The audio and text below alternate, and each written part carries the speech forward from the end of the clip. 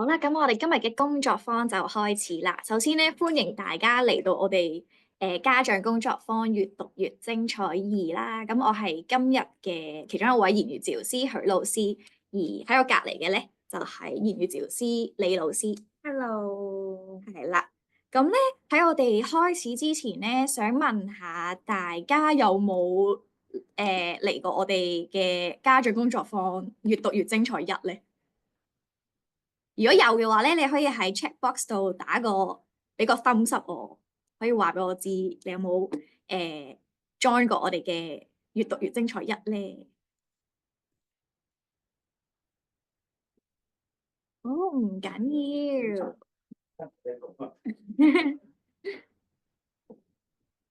唔緊要喎，因為咧我哋今日都會回顧翻我哋越讀越精彩一嘅有啲重點啦，跟住之後咧我哋都會講下喺同小朋友共讀嘅時候點樣去到評論啦同埋發問嘅。好啦。咁我哋咧就正式進入我哋呢個工作坊嘅內容啦。首先咧，都想睇下家長有冇同小朋友共讀嘅習慣咧？有嘅，係咪啊？有冇話一個禮拜或者每日都讀啊？定一個禮拜讀幾多次咁樣？冇定嘅。即係係佢有興趣要睇書嘅時候，先至一齊睇啦，先至一齊睇咁樣。即係把握住佢想睇書嗰個 moment，咁就去同佢睇啦。啊，小美家長都可以歡迎你哋喺 chat box 度話俾我哋知你同小朋友共讀嘅次數啦，咁樣都得㗎。每日，咁好好啊，有呢個培養佢閱讀嘅興趣，同埋都有好 regular 咁樣同佢有呢個閱讀嘅時間。好啦，咁咧我哋就可以回顧一下我哋越讀越精彩一講嗰啲嘅一啲重點啦。咁首先我哋可以睇下我哋點樣選擇一啲比較好嘅書本啊，正確嘅圖書咁樣。係啦，咁一般咧未講到單詞嘅小朋友，我哋咧會鼓勵大人可以提供一啲可以操作嘅書俾佢哋啦，即係例如一啲布書、硬皮書，或者係有啲機關設計嘅揭頁書啦。咁可以因為書裡面嘅圖片都比較鮮明，同埋最重要咧，我哋要配合翻呢個聲音啊、語調去到講解啦，咁就可以吸引到小朋友啦。咁隨住佢哋嘅認知能力同埋語言能力發展，家長咧就可以開始介紹啲有故事性啦，但係圖片都好豐富嘅故事俾佢哋嘅。咁當小朋友去到3至4歲咧，我哋就可以開始介紹啲有故事性啦，有少少文字，但係圖片都要豐富嘅圖書俾佢哋嘅。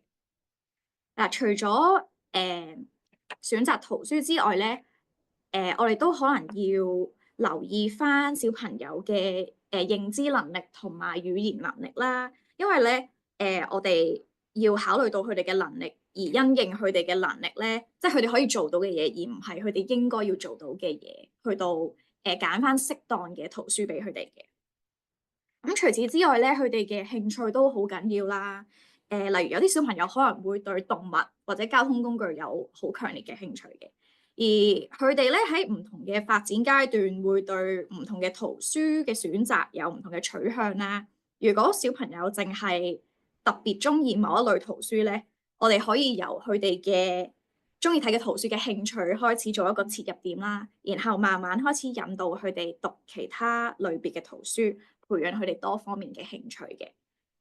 又或者喺日常生活當中咧，如果小朋友遇到一啲問題嘅時候，我哋都可以鼓勵佢由書本去到揾答案啦。呢個都係一個好好嘅方法，去令到佢哋接觸唔同類別嘅圖書嘅。係啦，除此之外，我哋要考慮到小朋友嘅興趣啦，我哋都可以選擇一啲題材比較有趣嘅故事，即係例如一啲貼近啲生活化嘅圖書啦，例如我哋簡報上面有國上學了，咁呢啲就係貼近翻小朋友自己本身嘅生活經歷、生活經驗，咁等佢同你閱讀嘅時候咧，就可以產生一個共鳴，係啦。咁我哋之後都要留意翻呢個文字圖畫嘅比例啦，即係圖畫最緊要有鮮明啦，係簡單嘅。文字都可能避免加啲密密麻麻嘅文字，可能會嚇親小朋友。而且越長越多文字都唔代表對小朋友嘅學習好嘅。係啦。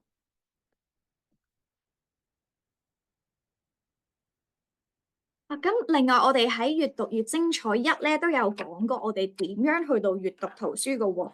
咁首先我哋要留意呢個文字同埋圖畫，書裡面嘅文字同埋圖畫啦。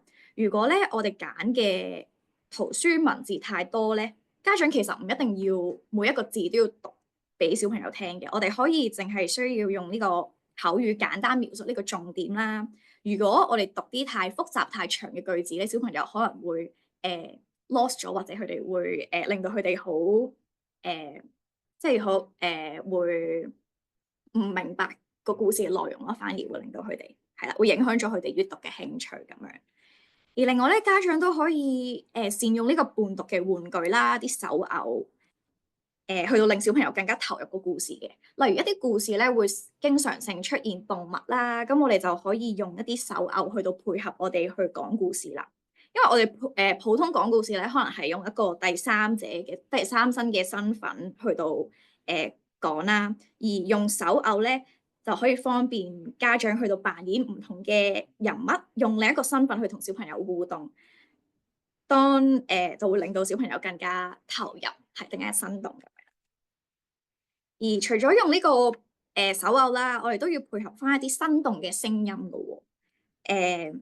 我哋用我哋生動嘅表情啦、動作去放大翻故事有趣嘅地方，就可能唔會用一啲好平嘅語調去到同佢哋去到讀呢個故事，即係例如可能圖書有一隻獅子嘅，咁我哋就可以用一個模仿翻動物獅子嘅聲音啦，可能用一個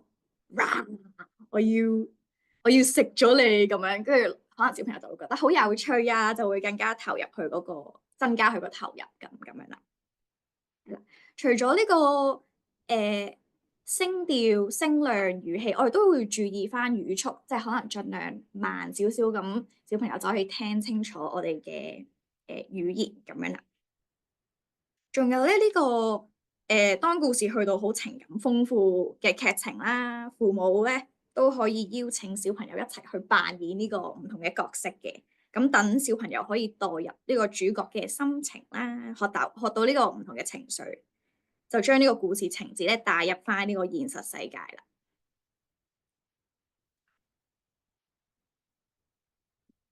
好啦，咁咧我哋即係同小朋友讀故事嘅時候咧，我哋要留意翻同小朋友嘅坐嘅距離咁樣啦。因為首先我哋要揾一個安靜舒適嘅角落咧，去到進行呢個閱讀時間。我哋咧盡量想減低周圍會令到小朋友 distract 嘅物件啦，等佢哋可以盡量專心投入個故事嘅時間。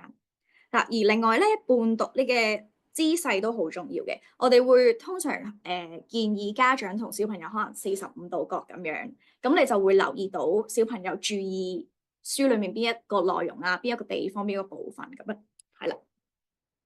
而你就可以跟住小朋友眼睛望嘅地方而去到描述，去望緊啲乜嘢。同埋另外一方面就係因為小朋友嘅專注力可能比較短啦。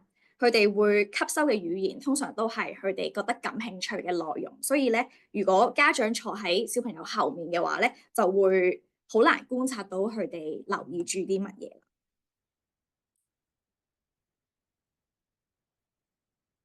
而我哋都會建議翻家長用啲比較簡單、日常對話會用到嘅字詞啦，即係盡量避免用啲好複雜嘅字。如果有啲新嘅詞彙咧，都會建議翻家長去到解釋翻個字俾小朋友聽嘅。最後啦，同小朋友咧一齊讀故事書嘅時候咧，我哋都可以鼓勵佢邊指邊讀啦，就可以訓練到佢一字一音同埋呢個字形同埋讀音嘅關係。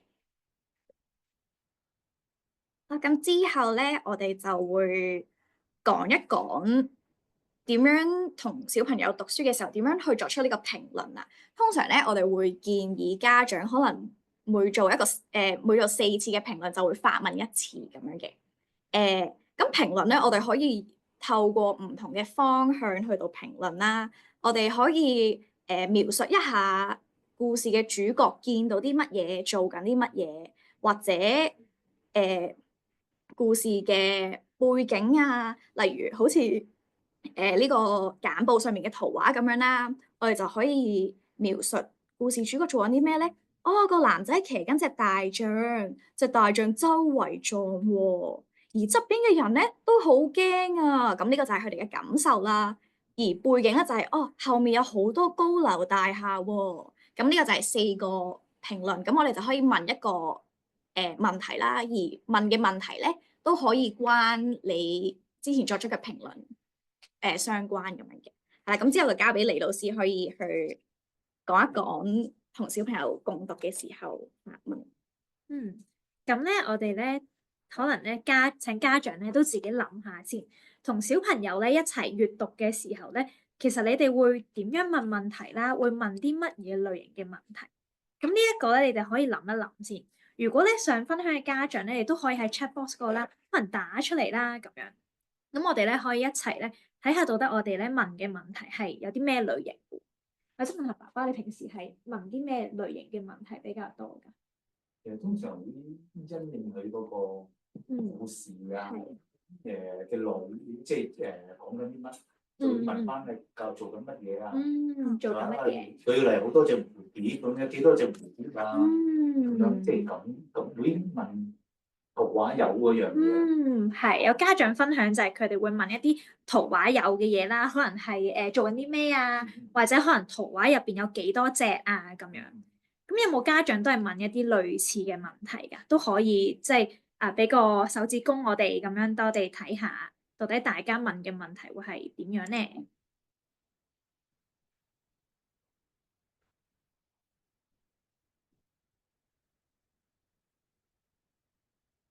咁可能咧，大家都仲諗緊。有時候咧，我都明白嘅。有時候我哋同小朋友閱讀嘅時候咧，好似問咗好多嘢，講咗好多嘢，都唔係好歸類到自己到底問咗啲咩問題，同埋講啲咩。咁睇下咧，今日嘅工作坊之後咧，會唔會對你都有啲啟示喎？咁咧，我哋啱啱翻去呢幅圖片啦。咁咧，我都想俾少少時間大家諗一諗呢一條問題呢一版入面，你哋會點樣去問問題咧？咁樣，咁我會俾少少故事內容俾大家嘅。咁個內容咧就係關於有一個小朋友啦，佢收到一隻狗仔做禮物，咁但係咧佢唔中意嗰隻狗仔，於是咧佢就係咁幻想自己咧養咗一啲唔同嘅動物。咁當中就包括呢一版啦，就係話啊，如果我養咗一隻大象，咁我就可以騎住佢去散步，哇，好威風啊，好犀利啊，咁樣。咁呢度咧，我就想大家咧，可能揾一張紙或者用手機啦，咁去 mark 低一啲你哋諗好咗嘅一啲問題，咁你哋可以俾啲時間俾大家 mark 一 mark 先。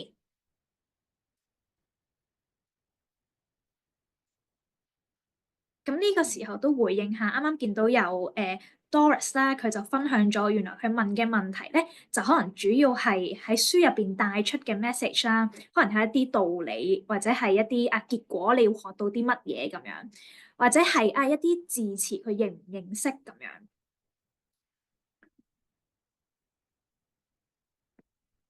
咁呢度咧，我都會想同家長咧講一講，我哋今次工作坊嘅內容啦，我哋會係偏向咧着重同小朋友喺個閱讀入面啦，同佢哋會有多啲嘅互動嘅，可能透過問題咧，去令到佢哋語言表達咧可以更加好嘅。咁所以咧，可能咧我哋就未必會好執着嗰個字佢識唔識得讀，但係反而咧我哋問嘅問題咧就可以好有技巧咁樣，睇下可唔可以咧引發到佢一啲唔同嘅思維啦。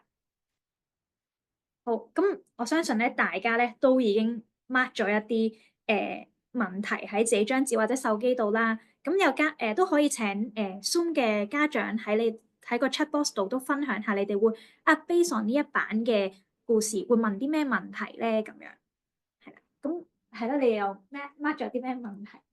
我淨係諗到啲人喺度做緊乜嘢，即係做啲咩咁樣？會好驚咯。但係調翻轉個小朋友又好 happy。可能問下點解咧？點解會咁樣咧？好，咁咧，我相信咧，大家都有諗緊唔同嘅問題啦。係啦，咁其實咧，我哋咧要問一個咧可以引發到小朋友思考嘅問題咧，係一個好高深嘅學問嚟嘅。咁咧，其實心理學家啦 Marion Blank 咧就提出咗一個分咗4個 level 嘅由具體嘅問題去到抽象問題嘅提問框架嘅。咁我哋可以一齊即係睇下啦。其實運用呢個框架嘅好處咧，就係可以問翻一啲符合小朋友能力嘅問題啦，同埋咧可以慢慢透過呢一啲唔同 level 嘅問題咧，去發展翻小朋友嘅高階思維。咁我哋可以一齊睇下 level 1咧，咁就會係命名為主嘅，咁係會問小朋友一啲基礎嘅認知啦，例如咧嗰啲內容係同小朋友當時候嘅環境係相關嘅，或者係本書啊，你一望到有啲咩咧，小朋友直接只係需要透過佢嘅記憶啦，去提取個答案。咁當中包括可能有一啲物品命名啊、尋找啊，或者配對咁樣。咁呢一個咧就係最具體嘅一個level 嚟嘅。咁通常小朋友大概3歲左右咧就可以掌握到。咁但係咧我都想強調啦，其實呢個年齡啦都只係一個參考，係會有偏差嘅。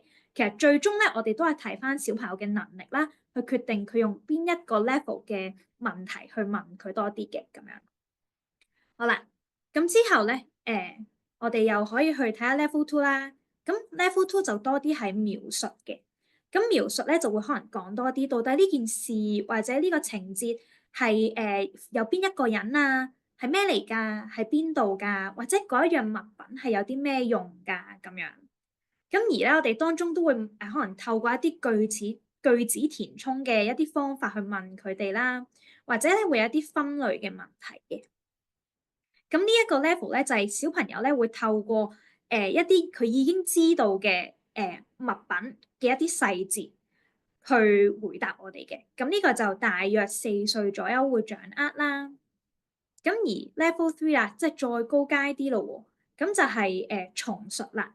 咁我哋咧其實唔單止係小朋友關於嗰樣物品啦，已經唔係淨係對一啲物品嘅知識啦，而係小朋友都要運用本身自己嘅知識啦，去做一啲簡單嘅抽象思考。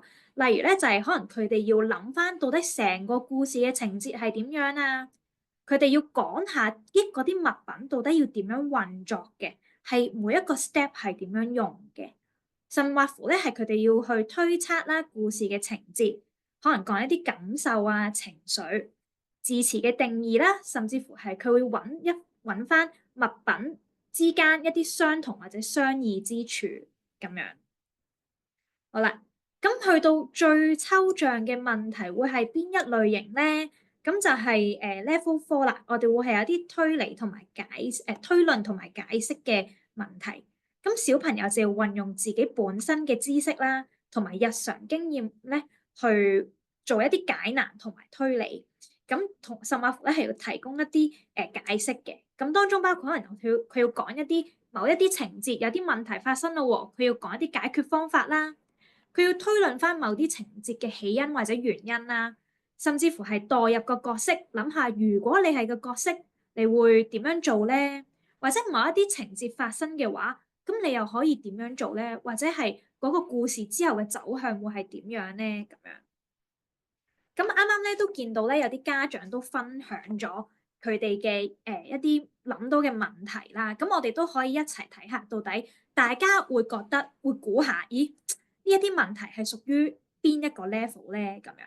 咁啱啱見到有家長咧就講啦，你會騎大象去邊度散步啊？咁樣。咁即係都係一啲如果嗰個係你喎，咁你會騎大象去邊度散步咧？咁樣。咁大家覺得呢一個問題係屬於 level 幾嘅？可以打1至4啦，喺個 chat box 度，等我哋知道你嘅答案。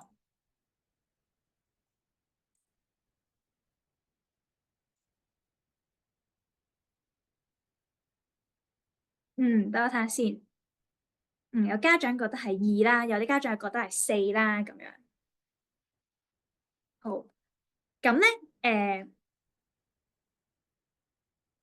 咧我咧見到咧如果係我咧，我就會覺得係4嘅，因為佢需要代入啦。如果係我騎住個大象，我會去邊度散步啊？咁樣。咁如果問一啲心情嘅問題啦，咁你哋又覺得係level 幾咧？例如可能我會問下，咦，書本入邊嗰啲人啊，呢個樣喎係咩感受咧？係咩情緒啊？咁樣，咁你哋覺得係 level 幾？3嘅，係啦，睇下其他家長先。有家長係覺得係3嘅，係啦，咁咧我都會覺得係3嘅，咁因為我哋都係需要去諗一諗啊嗰個故事嘅主角啦，佢哋係咩情緒？咁啱啱呢度都有講過啦，level 3就係有一啲關於感受同埋情緒嘅問題咁樣，咁都係嘅。好啦，咁最後又見到有個問題就係，如果我係個主角，我帶住小狗去散步嘅話，我會有啲咩感受？咁呢一個大家又覺得係咩類型嘅問題咧？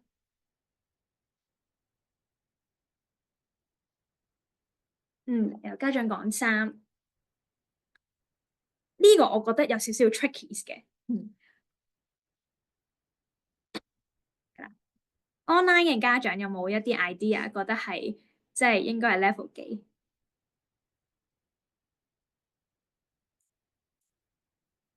呢個咧，我覺得 tricky 嘅位咧，就係其實我哋咧的確係問緊佢一啲感受嘅問題嘅，suppose 都應該係喺level 3啦咁樣。但係其實咧，我哋咧要記住咧，我哋一開頭其實問咗佢，如果我係個角色，其實係想佢代入個角色嘅。咁所以咧，我都會覺得咧應該係歸類去 level 4嘅，係啦。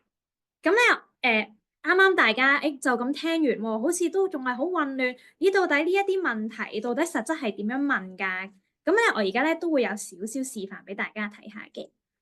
咁我哋咧可以睇翻啦，我哋都會根據翻呢一本圖書呢一版去睇下每一個 level 到底可以點樣問問題，同埋都想家長知道咧，其實原來一本故事書同一版已經可以問到 level 1至 level 4嘅問題。係啦，咁我哋可以睇下啦。啱啱講過咧，level 1咧就係比較一啲佢用記憶，佢知道個答案，諗翻、回想翻，其實就已經答到嘅問題嚟嘅。咁當中可能會係一啲物品名啊咁樣啦。咁所以可能好多時候我哋都會問啊，呢個咩嚟㗎咁樣，或者咧我哋會見到個圖畫入面咧會有唔同嘅物品嘅。可能我哋會指住其中一樣，例如我指住棵樹啦，我就會請佢話：咦，你揾呢一個同呢一樣嘢一樣嘅，俾我睇下，邊度有一樣嘅嘢啊？其實佢指咧嗰下咧都已經係回答緊我哋嘅問題嘅。有時候回答問題咧，亦都唔需要淨係專注佢哋嘅口語嘅。有時候小朋友喺 level 1嘅階段咧，我哋都可以接受咧佢指啊，或者係配對翻俾我哋睇咧，其實都 OK 嘅。係啦，咁啱啱咧請家長咧有諗過，自己會問啲咩問題？有冇家長係都有 level 1嘅問題諗到啊？啱啱我見到爸爸，其實你諗到嘅問題可能都係level 1呢個咩嚟㗎咁樣。係啦，之後我哋又去 level 2度睇下啦。咁 level 2咧就會再問多少少嘅喎，可能我哋咧就會講下到底咦乜嘢邊個邊度。咁譬如係呢度發生咗咩事啊？咦佢做緊咩啊？咁樣啦，或者係我哋可能會問下，咦除咗大象之外，你仲見到乜嘢動物啊？咁樣。咁甚或乎咧，我哋都可以有一啲佢哋句子填充嘅一啲例子啦。例如係咧，我哋見到小朋友可能學緊一啲唔同動物嘅名嘅，我哋可以咧試下咁樣講㗎喎。可能我哋指住個小朋友就話啦：咦，你望下個小朋友騎咗喺隻，咁我哋就可以停一停，然後等個小朋友回應。可能佢就會同你講象、大象咁樣，咁我哋就已經得到我哋想要嘅答案㗎啦。好啦，咁咧我哋咧又再睇下 level 3啦喎，再高階啲啦。咁啱啱有講過 level 3咧，就係一啲重述嘅關於一啲重述情節嘅能力啦。咁我哋可以問啲咩問題咧？咁例如就係咦啱啱呢度發生咗咩事啊？或者跟住會發生咩事啊？或者咧，我哋可以問一啲咧，佢哋可以代入個角色嘅，係諗一諗個角色咧會諗啲乜嘢嘅。你估下佢會講乜嘢？或者咧，我哋咧有時候唔係淨係即係唔係淨係同佢睇個角色個走向嘅，可能真係睇多啲繪本嘅一啲細節啦。咁我哋可以睇下，咦，你望下呢兩隻雀仔有乜嘢係一樣㗎咁樣。咁我哋都係想佢咧去歸類一啲唔同嘅特徵啦，咁就可以做到咧佢哋揾到物品相同同埋相異之處嘅咁樣。咁去到最高階啦 ，Level 4啦，咁就會係可以問下啊，佢可以點做啊？可能後面嘅呢啲人見到隻大象喎，哇嚟緊啦，咁佢可以點做啊？一啲解決方法，或者係啱啱有家長有提及過嘅，就係一啲代入啦。如果係你嘅話，你會覺得點啊？你會點做啊？或者咧，我哋會有一啲去解釋我哋嘅答案㗎，或者可能我哋會問咗，啱啱問過，咦，到底佢哋有咩感受啊？咁你都可以再進階啲就問佢，你點知佢好驚啊？可能佢擘大個口啊，舉高晒隻手，隻眼擘大嘅，咁呢個都可以係佢嘅答案嚟嘅喎。咁之後我哋都仲可以問一啲問題，就係點解你覺得其他人見到個男仔騎住隻大象會覺得好驚訝或者好驚嘅？點解佢要騎住大象呢？甚至乎咧係一啲關於我哋日常經驗嘅日常知識嘅點解我哋唔可以喺屋企養隻大象啊？咁樣咁都可以睇下佢哋識唔識得答嘅喎。係啦，咁咧呢個咧就係大概啦 level 1至4咧嘅一啲唔同問題嘅例子咁樣啦。係啦，咁啱啱咧我就見到係咪有家長問問題？佢就問啦，如果我嘅小朋友咧係唔明白 level 1嘅問題，咁我哋可以點做咧？咁樣，咁呢個我哋可以咧都可以解釋少少嘅。咁其實咧我哋會建議啦，如果佢可能你問嗰個問題佢仲未明白喎，其實唔緊要嘅，即係證明咧我哋係咁問佢 level 1嘅問題咧，可能佢都聽唔明，咁我哋就可以再褪後一步啦，可能等佢認識多啲唔同嘅物品先啦，等佢可以配對到，原來呢隻雀仔呢隻係雀仔同嗰隻雀仔都係一樣嘅喎，咁我哋可以做一啲配對先啦。或者係可能就咁你睇本書嘅時候，佢唔使講嘅，你淨係講話雀仔，咁睇下佢可唔可以指到，咁呢啲都係一啲可以慢慢培養佢上 level 1嘅問題，嘅一啲問題啦，或者一啲互動。咁咧啱啱同家長就講咗1至4唔同 level 嘅問題啦，咁都想同家長咧即係講一講咧，其實咧我哋咧喺運用呢一個問唔同問題嘅時候咧，其實都會有啲少少嘅技巧嘅。咁譬如有時候咧，我哋可能會發現點解我問極我個小朋友 level 3嘅問題，佢都好似唔係好答到我咁樣嘅，好似唔係好即係有少少我有啲問非所答咁樣嘅，點解？咁呢個時候咧，其實可能咧就係 level 3嘅問題咧，對你嘅小朋友嚟講咧，可能會有少少難啊。咁我哋可以做嘅咧就係我哋 step down，我哋褪翻後一步。咁咧由 level 2開始，慢慢同佢做多啲唔同嘅 level 2問題，等佢咧建立好個根基啦。我哋再上 level 3係啦。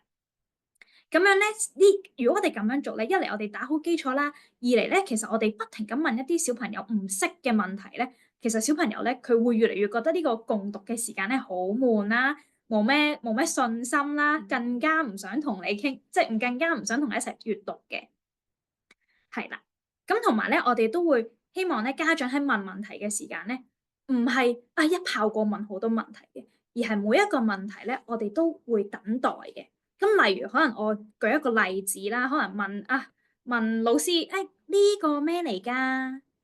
咁我係會等，可能我個心就會自己數10秒鐘咁樣。咁小朋友唔答咧，我哋先至用其他方法咧去令到佢明白到我哋問嘅問題啦，同埋幫助佢揾到我哋嘅答案。咁呢個我哋晏啲就會去分享下嘅，係啦。咁咧，我哋而家最後咧，就想同家長講下呢一啲示範同埋提示啦，咁樣。咁我哋呢度咧會有條片段嘅，咁就請家長睇一睇先。咁我哋一齊再討論下呢條片。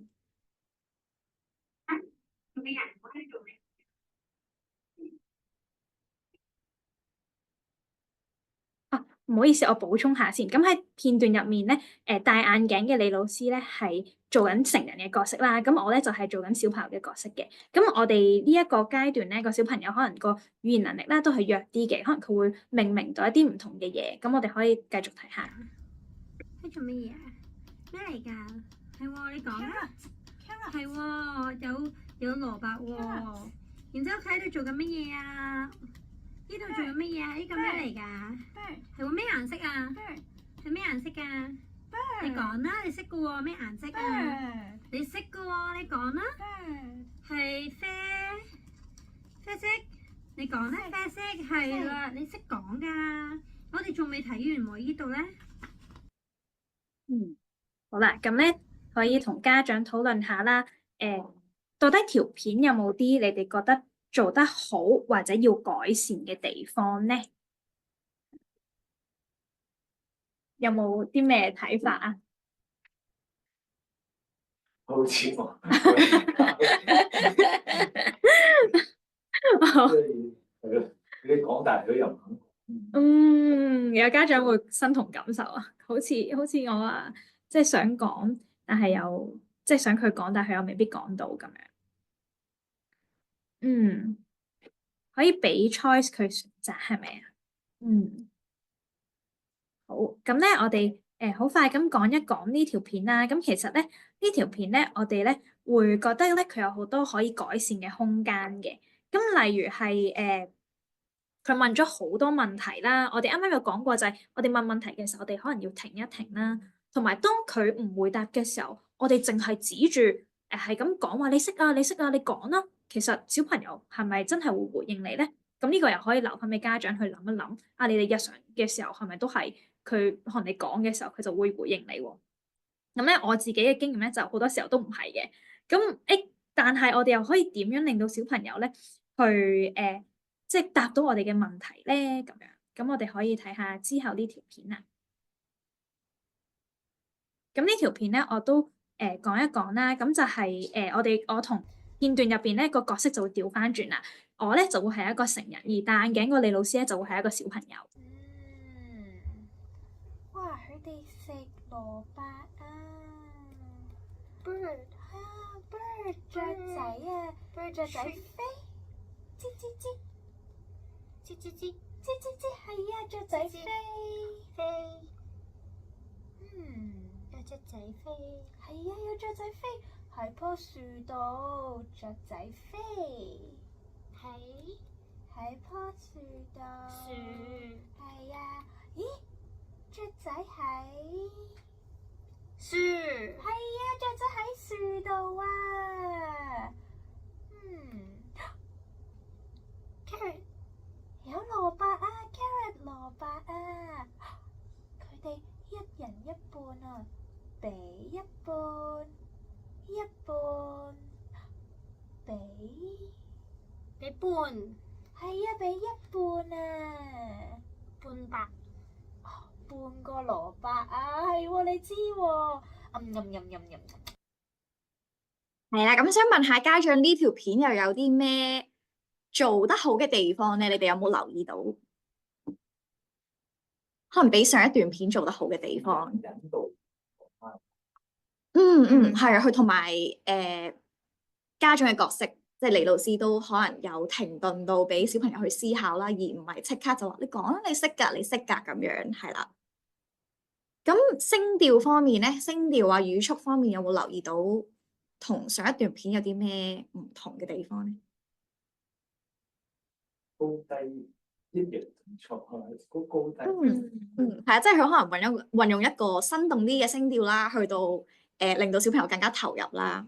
又或者係佢嘅語速，佢有放慢到去慢慢同小朋友講嘅。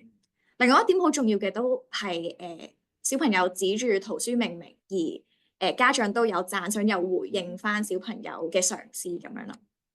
係啦，咁最後咧就想同家長去到介紹一下提示同埋示範。咁我哋都有個hierarchy 咁樣嘅，由一個協助程度比較多去到協助程度比較少嘅唔同嘅提示同埋示範啦。咁我哋由協助程度比較多嘅開始講起啦。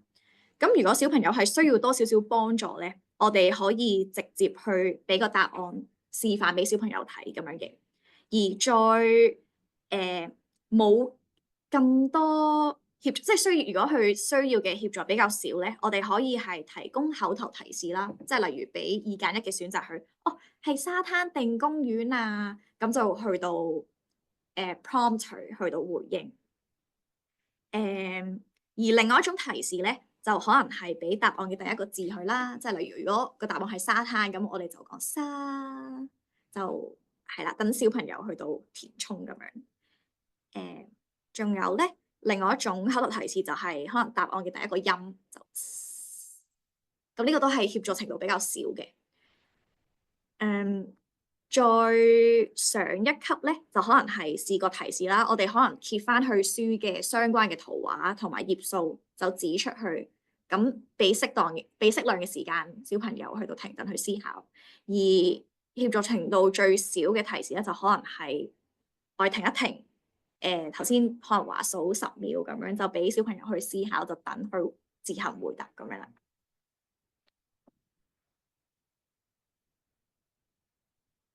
咁所以呢度咧就補充咗啱啱可能有家長都會諗，到底我問完啲問題，佢真係唔答喎，唔識答喎，我可以點做咧？咁樣，咁你就係可以試下俾啲協助佢去達至到佢嗰個答案，係啦。咁咧咁喺完嘅我哋分享之前啦，都想問下家長咧，對於今日嘅講座咧有冇啲咩問題嘅？咁歡迎你哋可以喺個留言區嗰度講啦。你本身有冇啲咩問題？定都 OK？都 OK 喎。但係最自己嘅困難就係可以諗到問題去問。係啊。而家你咪知道有唔同嘅 level，可以喺唔同嘅 level 試下諗啲唔同嘅 level 嘅問題。係。所以咧都可以放心嘅，即係我哋咧呢一個 PowerPoint 咧，我哋遲啲都會send 翻俾你嘅，同埋呢條片啦，我哋都會有錄影啦喺個YouTube 嗰度嘅。咁其他家長如果冇問題嘅話咧，咁我哋就完結之前啦，都想同家長咧即係分享下啦。其實我哋嘅網站入邊咧，我哋言語治療師啦、職業治療師啦、老師啦，都會 keep 住咧有一啲唔同嘅寫咗唔同嘅提示俾家長嘅。咁家長咧可以咧即係 scan 呢個 QR code 啦，咁樣咧去揾翻一啲資訊嘅。好，咁我哋今日嘅講座就差唔多啦，咁多謝大家出席啦。嗰啲書咧，有時未必識得去揾啲合適嘅書，俾嗰個小朋友有時。小朋友同埋好似最近我有一套書又係咩？田叔叔，我唔知你聽過，就即係用咗一支筆去。英文書嚟嘅係咪啊？咁嗰個都即係個古仔，我覺得幾 OK 嘅，因為佢。但係佢又好似冇乜興趣，唔知啊。用埋點讀筆都冇興趣。係啊，佢哋玩嗰支筆咯。但係係咯，嗰個但係我覺得幾豐富嘅，同埋好即係個地點啊，有時咩探館或者咩文化博物館咁樣。即係貼近生活。係啊，貼近生活，佢有去過。所以都但係冇乜興趣。但係我覺得嗰套書都唔錯嘅，係啊，啲故事又簡單，個情節係一個轉變，咁就有個教小朋友做某啲好行為嘅結果咁樣，係啊，所以就其實最終都係翻到去我哋一開頭講嘅嗰啲，頭先許老師講嗰啲啦，就係我哋點樣去透過一啲語言啊或者聲調啊，去吸引個小朋友喺個故事度咯，係啦，呢個係我明白嘅，係㗎，呢個係要衝破關口嘅，即係我都明白，唔係每一個一去到就可以用好高音好誇張去同佢講。可能我同佢睇就即係佢即係好似興趣唔大。或者有時候小朋友可以好中意啲好無聊嘅嘢㗎，例如可能有時候我哋會特登講錯啲嘢，即係喺一個情節度特登講錯，明明去太空館，我就話係咪去菠蘿包啊咁樣，咁佢就會喺度笑啦，咁然後佢就會唔係啊，佢就會糾正你。咁透過呢啲機會咧，去引發個互動咧，其實都幾好嘅。係啦，好，咁多謝你今日出席啦，都多謝網上嘅家長出席啦。好，拜拜。好，拜拜。拜拜。